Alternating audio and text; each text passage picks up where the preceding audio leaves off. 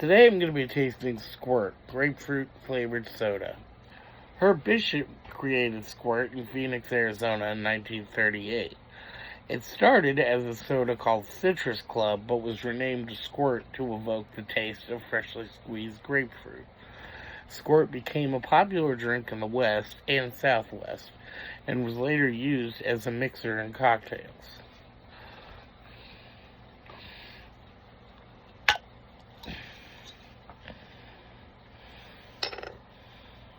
Smells great.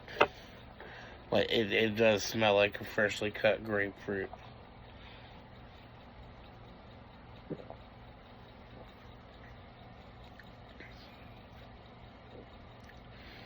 A little sweet, very citrusy. It's got a good grapefruit flavor.